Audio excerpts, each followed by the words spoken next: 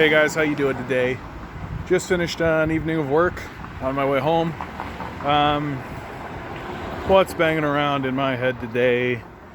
The big news is the reaction from everybody, or should I say sort of the non-reaction, honestly, from the throne speech.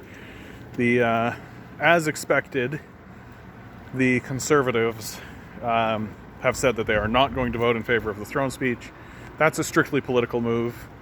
I think that there is stuff in the throne speech and in the budget that any rational person, including hard right arch conservatives, would go along with.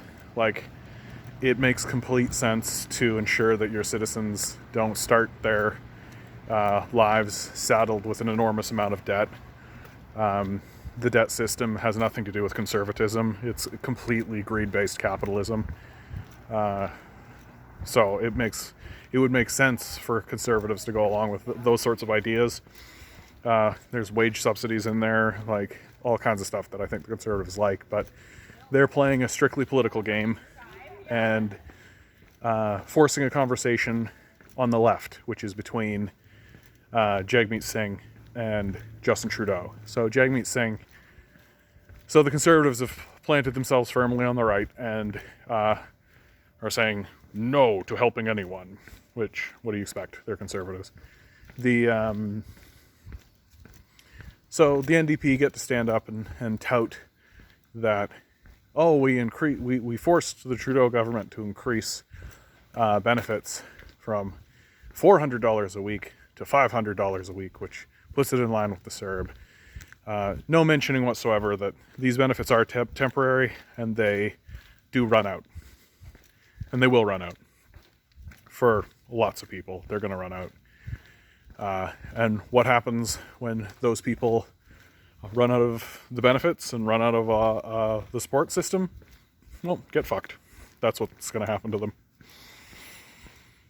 And so I think this video is going to be mainly a critique of the NDP. The Liberals are acting as Liberals act, right? Liberals fundamentally are conservatives that understand that there has to be some system of piecemeal reform. They're a pressure valve, right? If you think about it that way, that once the burdens and the sufferings become too great for the populace to bear, rather than allowing them to put forward a formal revolution and to overturn the entire system, the Liberals step in and offer a token of piecemeal reform, right? Sometimes these tokens are quite large. Sometimes they are very small, like the throne speech, in my view, very small. The pressure valve, of course, needs to be more... You need to release more pressure depending on how much pressure is being built up on the left from a political movement such as what Jagmeet Singh is leading right now. But the NDP are really showing more and more that they really aren't interested in critiquing the structure of capitalism the way that a proper socialist movement would. That they just want to force the Liberals to do what the Liberals are doing, just slightly more, right? So they're just pushing the Liberals slightly to the left, right? And the concessions that they've gotten from the Liberals are just kind of more of that piecemeal reform of capitalism that Liberals are sort of renowned for, without actually addressing the fundamental systemic issues that are put forward by capitalism. I'm part of a group, a lot of basic income groups, and I think the best article I've seen in regards to the throne speech is one called, that says, Basic Income. Got a second wave without a life raft. That's the throne speech. The second wave without a life raft. I rather liked that. because the Liberal plan, right, and the NDP have done absolutely nothing to stand up and actually state as a fact what I'm about to state. They are not doing their due diligence to the populace by ignoring the fact that the Liberal plan will abandon upwards of 1 million people, because the Liberal plan always was to make something like the CERB, instead of extending it and to make it permanent and to fold it out into a basic income, their plan always was, as revealed in the throne speech, their plan always was to make this a temporary measure and to begin pulling back on these benefits steadily. And at first, their strategy was to lengthen it out month by month, to scare the populace into thinking that the Liberals were just going to drop them off of it at any moment, to promise nothing to them, to promise no future of supports, to scare as many people back to work for the capitalist class as they could. I never hear an NDPer say that. Like, it's right in front of our faces. Like, it's obviously what's happening. So you scare as many people back to work as you can, but there's been like a 20% drop in job losses. Like, some industries have had losses up to 30-40%, right? Unemployment is going up through the roof. And so you're scaring people to get back to work, but the work isn't there, right? And so now their plan is to stop with this monthly kind of thing, this monthly, every month we'll increase it or extend it, every month we'll extend it, because they know that if they continue with that strategy, eventually it'll loop back around and they'll literally have funded a basic income, which will make the left be like, why are you attempting to make this a temporary measure? Like, you've already funded it, you've already paid for it. Why are you trying to force us back to work for capitalists when the capitalists have no jobs for us and refuse to actually support us in any kind of meaningful way?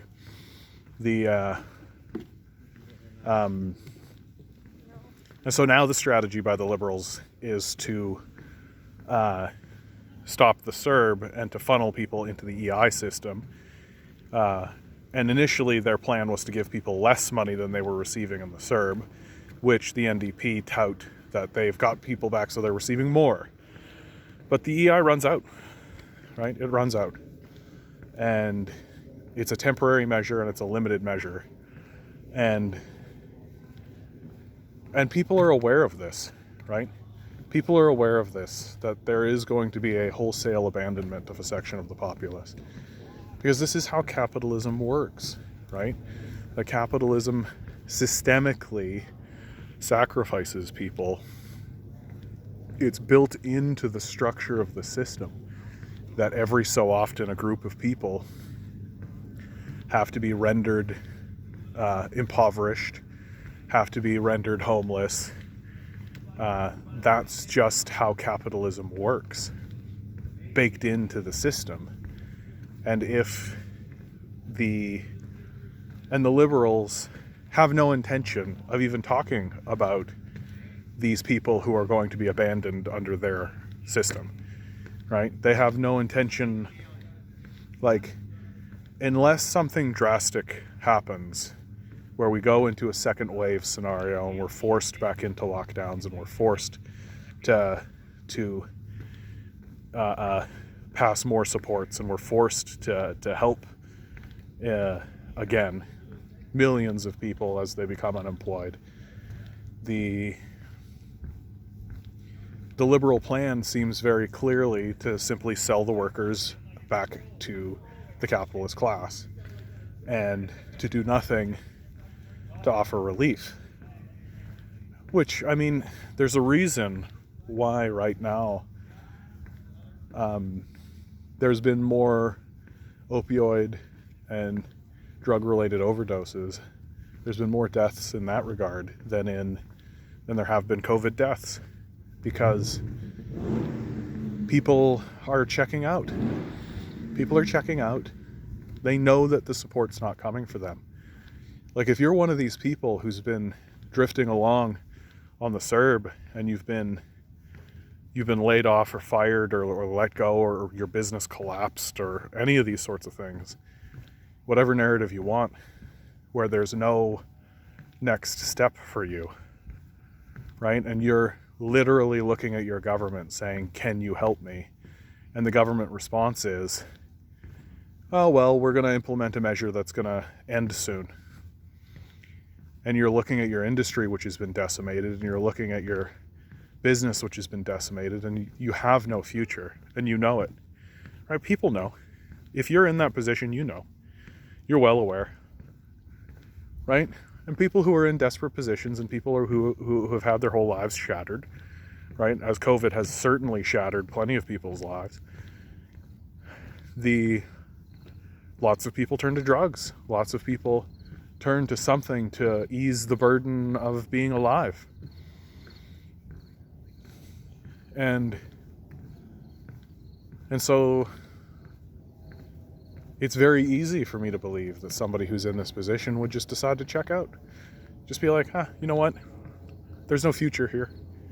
There's nothing going on here. I'm just going to check out. And so they do. And why shouldn't they?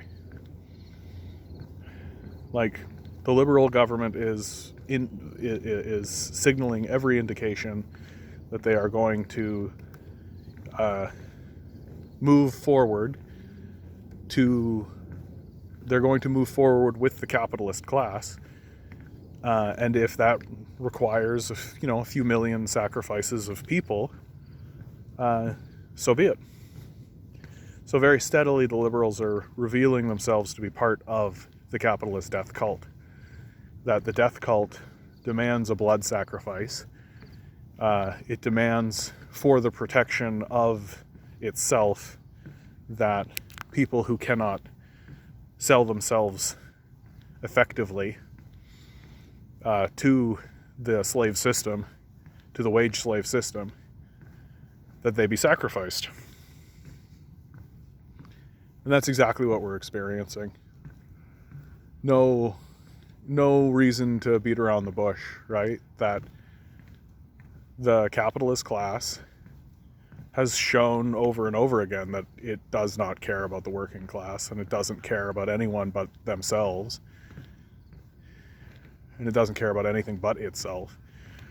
And as this crisis deepens and as we get into a second wave, that's going to become more and more apparent to people, because the numbers are going to get larger and larger. Right now we're at 450 cases daily.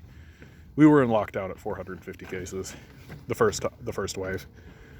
And so I'm beginning to ask this question: what happens when we hit 500 cases? What happens when we hit 600 cases? At one point, do we have to just acknowledge that our leadership is not going to do anything? It's just going to shrug, and it's going to look at the capitalist economy, which is what they're talking about when they say the economy, and they're going to choose between helping working people, helping just regular citizens, and the capitalist class. And the Liberals will choose the capitalist class. For sure they will. That,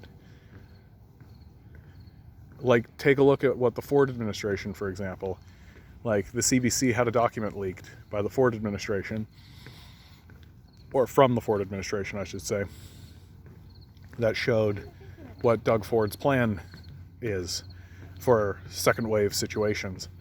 And there's absolutely no talk of a second lockdown. It's just not in the books. It's just not there. And what they're talking about is doing regional reactions, right? That a breakdown happens in, let's say, Vaughan, and so they'll do lockdowns in Vaughan, which of course will just send people over to Barrie. So then there'll be a breakout in Barrie, and they'll do a lockdown in Barrie. So they're going to play whack-a-mole is what they're going to do. Instead of getting ahead of it, instead of preventing breakouts in the first place, they're just going to do the performance art of acting like they actually care.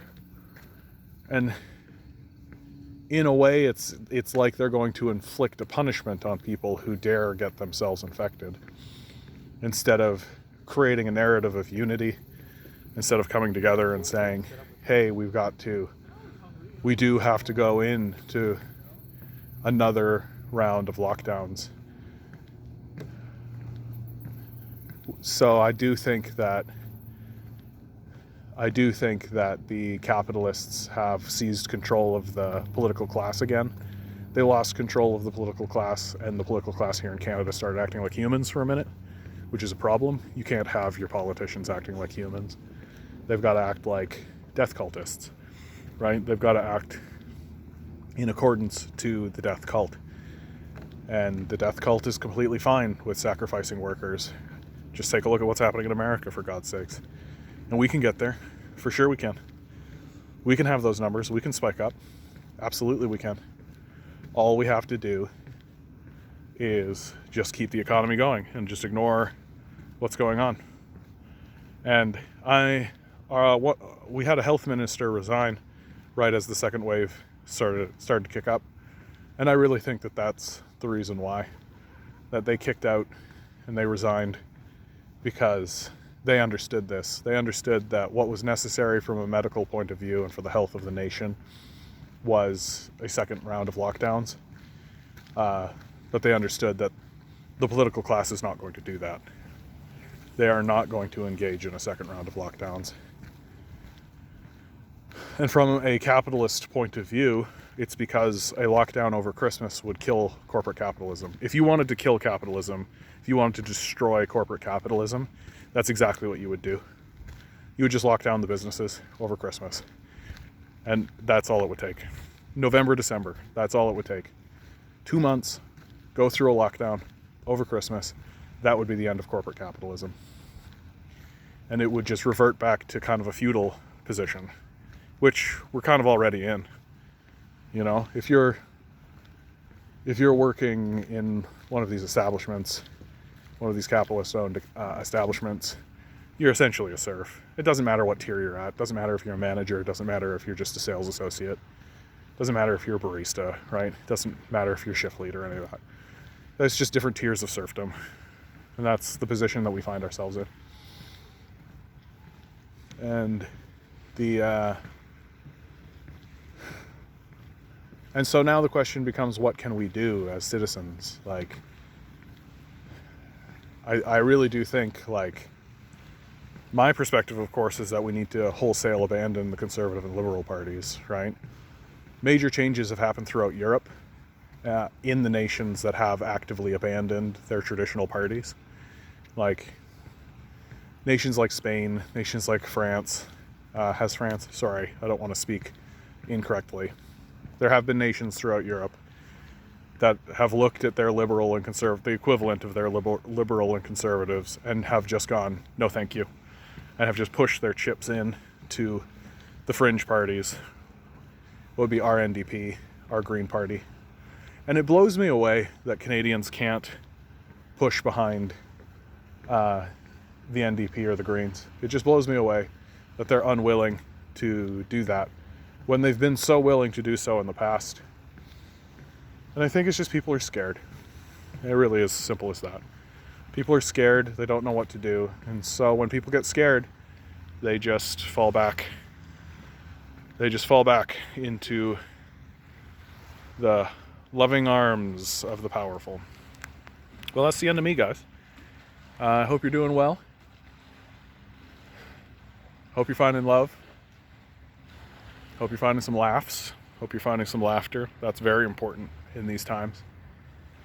I know you don't come here for the laughter, but I do hope you're finding it.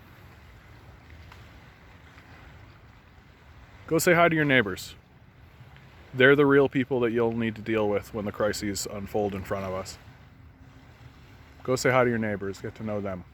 Bake them some cookies. Well, love y'all. Good luck.